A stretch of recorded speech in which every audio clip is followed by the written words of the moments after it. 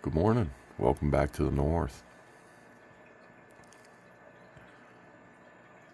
This water is probably coming up on a week old in this system, and it looks absolutely gorgeous. Fish are all happy, waiting for their breakfast. Lights haven't been on very long. In this video, I just want to give people some food for thought when it comes to aquarium sands. A lot of us do use sand, and sand has advantages. Gravel has advantages. The biggest touted advantage I would say about sand is, millions and millions of small little granules. It kind of creates a lot of surface area. That's a good thing. Gravel does the same thing, but it's bigger. There's less grains.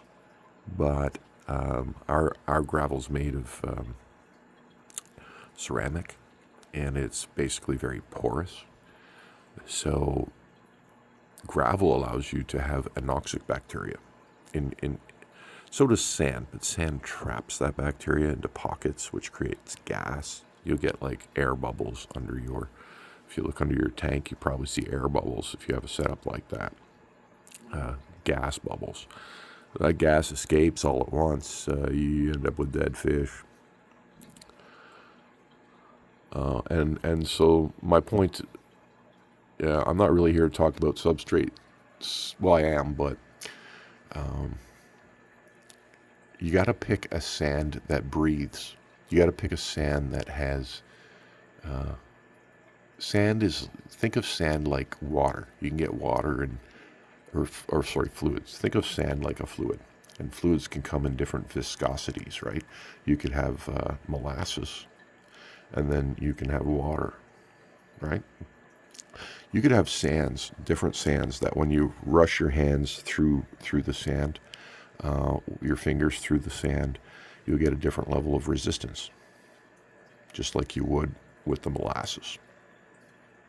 And what you're supposed to use in an aquarium is a sand that, even if the water's in the tank, you go down, you stick your fingers in it, and there's almost no resistance as you move your hand through the sand. A very light sand is what you should use in an aquarium. It's got to be heavy enough to stay down, but not mud. So, and then we got this trend where people are adding mud underneath their sand, which it's a recipe for creating a hard pack. I don't know if anyone knows what hard pack is, but if you watch some of the mining shows,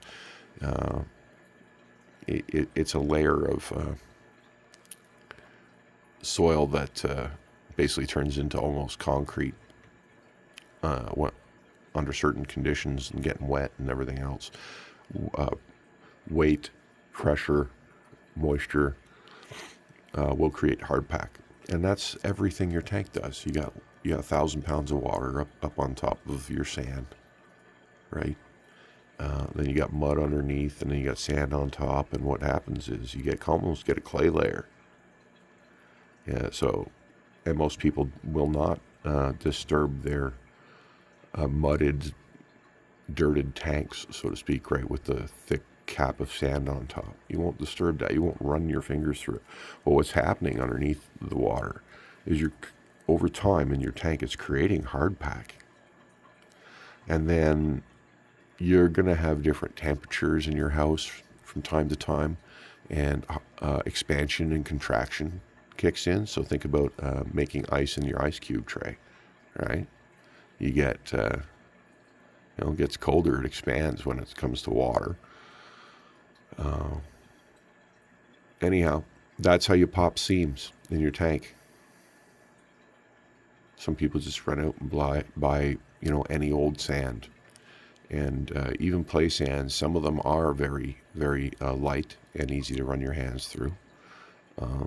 But some play sands are actually, they pack up, they get thick. dance. And so when I went for sand, I went and bought blasting sand, the stuff you put in sand blasters. It's not, it won't set up into hard pack.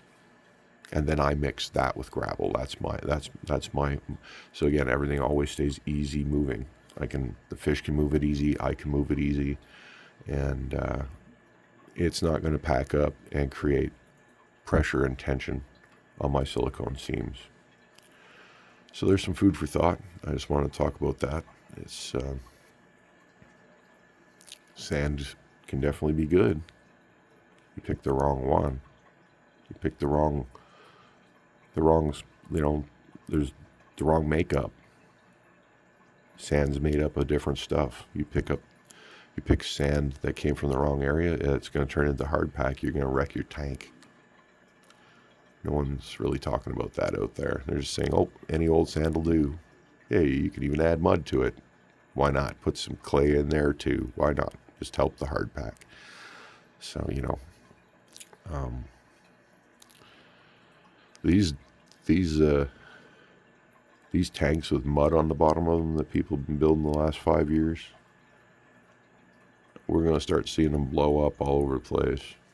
Silicone doesn't blow up overnight, but give it some time with some pressure on it.